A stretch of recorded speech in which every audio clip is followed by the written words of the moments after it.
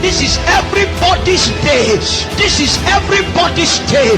Then when Jesus seeks a harvest from Nigeria, each of the states, having come into their own fragrances, we also need to contribute. So we have at least 37 different distinct fragrances that each of the states in Nigeria is supposed to combine or contribute. And in combination, we have one fragrance from the nation of Nigeria.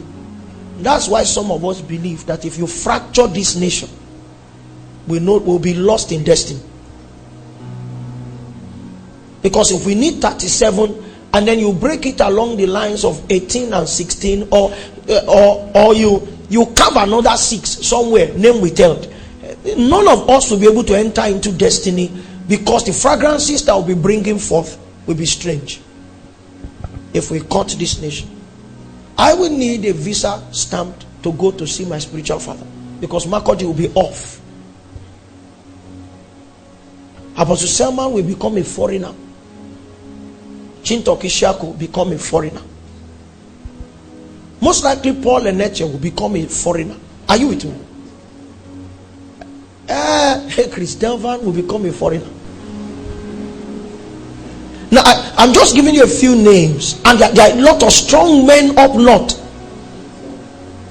They will also lose touch with the fragrances that are hosted in the southwest, in the southeast. Papa Umar Pai will not be one of us again. He will be in another country.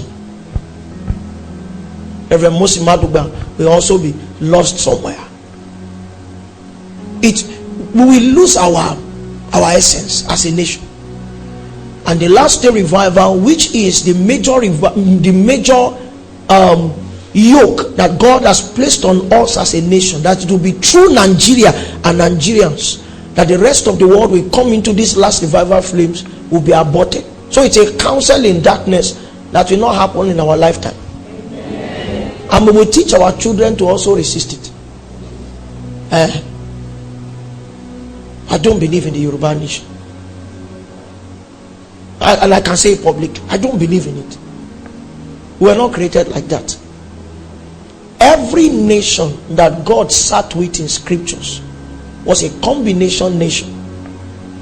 So that if you looked at the nation of Israel, it was 12 nations within one nation, each of them having a distinct fragrance.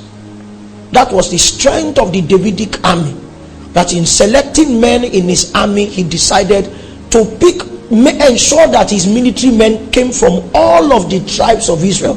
And if you take a biblical study of the shape of all those men in contribution, there were men who had specific things that they had mastered, from being men with bows and arrows to men who had swords, even to the children of Issachar who had no fighting skill, who were just masters of timings.